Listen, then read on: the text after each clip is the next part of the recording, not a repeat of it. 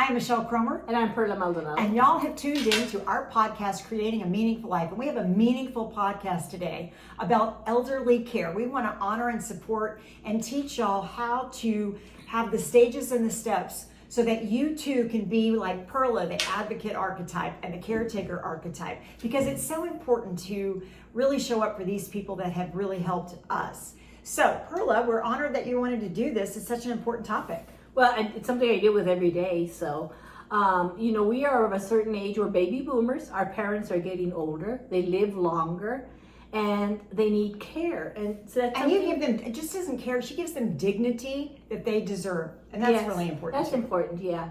So it's like you don't think about these things growing up. Like, what are your parents going to do when they think they're going to be healthy and live forever? No, the first fall that they have, that's the one that really is the trajectory into this. And we want to break this down for you so that you have some information, because there's always that one person in the family, and that's Perla, even though she has sisters. And I had siblings, and my oldest brother was the one that really navigated those uncharted waters. So let's dive in on prescription drugs. So that's the first thing I learned about, taking care of someone. Is like my parents, they always took care of themselves till they couldn't. And then I had to jump in. And I would highly recommend you get to know what prescriptions they're taking.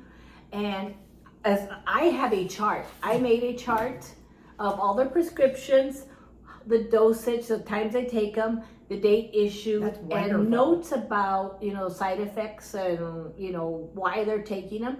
Because I didn't know drugs. I didn't even know how to pronounce them. And when you go to see a doctor, they think that you know every drug that, even I didn't even know how to pronounce them, And you're seeing different doctors that are prescribing different drugs. So having that organizational chart and just staying really fastidious on how to present that to each doctor. It changes often, yes. You gotta, they usually don't have just one primary caregiver. Right. They're gonna have several.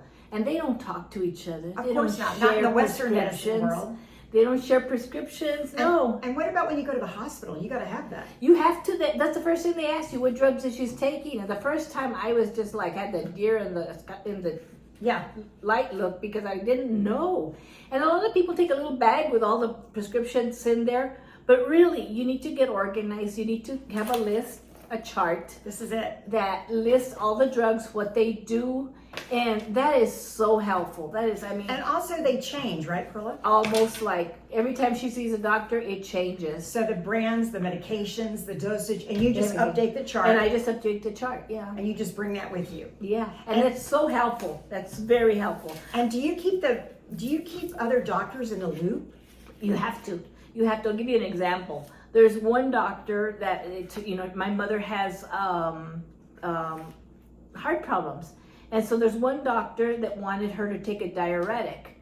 Well, there's another doctor that's telling her drink more water. So when I have to tell the cardiologist, hey, why are you giving her this diuretic when this other doctor wants her to keep plenty of fluids, and they don't talk to each other? So And what do you do? Like, I know in my experience, just my own healthcare, the doctors talk to us about medications like, we paid attention in biology and we went to medical school. What do you do about that? Well, it's really easy in Google days. Oh, good. That's good. So when they give me a new prescription, I just Google it, see what it's for. That makes a lot of difference. Oh, okay. And then that's when I take my notes. Okay, she's taking this for high blood pressure. Oh, I see that. So under you have medications, dosage, when, date issued, and then the notes where she described it. That's really important. What it's for, because you need to know what it's for. Why is she taking that?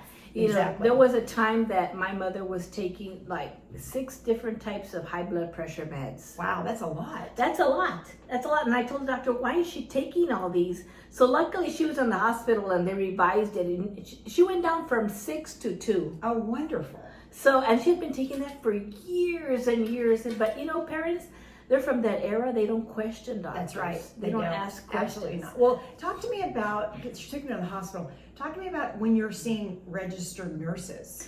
Oh, okay. So nowadays, and I think in the last 20 maybe years, that doctors now have registered RNs. That really? They are trained to deal with to listen to your story, to talk to you for as long as you can. The doctor will come in and tell you, take this, and then ease off to the next. So these people really extrapolate Yeah. and get into the weeds with you about The all of this. RNs. Oh, that's I just adore the RNs. They will sit there and talk to me about my own health, my mother's health for as long as I want. wonderful. Well, speaking of your own health, what about health history? So I started keeping my own health history, which is just a spreadsheet of surgeries, illnesses, and stuff. Because when the first time my mother went to the hospital or my dad went to the hospital, they wanted to know a history of their health. Well, I don't remember. They took care of themselves. Right. I know they were in the hospital, but I knew that it was maybe a gallbladder surgery or something. But I would highly recommend that everybody ask their parents to make a list. While they still can remember. While it's good for them before anyway. they get sick. Yeah. So this isn't just waiting till you have to take care of someone. That's such a great idea. What is going on now? Yeah. That's a great idea. It's because I had to put together a history for my mother, which kind of led me to do my own history. So I've got my own history also. But it's like, I don't remember, luckily my mother probably didn't start seeing a doctor till she was way into her 30s. So, right. Yeah. I know how many children she had, and I know she didn't have any kind of other surgeries until she was 30. So, but it's good to know that. And Yeah. I know just for me and what, in my health history, the office visits become a blur. How do you keep that straight? I take notes. While you're there. While I'm there, Okay. I have a notebook. And actually, when you're there taking notes, when the doctor's talking to you, I think they have a lot more respect for you. Because I'm going to hold you accountable. Yes, you're you're going to have this in writing. Could you sign that, please? So I have written notes. I don't even bother to type them out. I just write, as much as I can. And when they give her the new prescriptions, I take the information from the prescription, look it up, and add it to the chart. I also have a sheet that lists all her. This is impressive, really. Yeah, all the conditions, medical conditions and more or less the year and whatever, because that's good for if she's called into the hospital, or I have to call EMS to take her to the hospital suddenly. Then you have a list, because you're not thinking. Yeah, and also it's good because God forbid something happens to you, then your sisters have this, or whoever in your family would have to really pull this up on your computer, and you can distribute this to your family. Yeah, hospitalization dates, and really important, and all her illnesses and blood types. I want you to take care of me when I get sick. Okay, I got a question about, I don't know, tell me about hospice care. Tell me about what other kind of care. Learn the difference between hospice and other like palliative. What is it called? Palliative care. Palliative care. I don't know the difference. Okay, palliative care is that you're getting to the end of your life, but you're not going to die anytime soon. Okay. So, and hospice is it's imminent. It's about 6 months away that you're going to pass away, and all they do is take care of you, make you comfortable so that you pass without any pain. And sometimes I know in my own family, sometimes hospice is longer than 6 months, and that's okay. Yeah. Right? Insurance pays for that mostly. Yeah, and you can't never tell. Yeah. And who knows? That's above our pay grade. Yeah.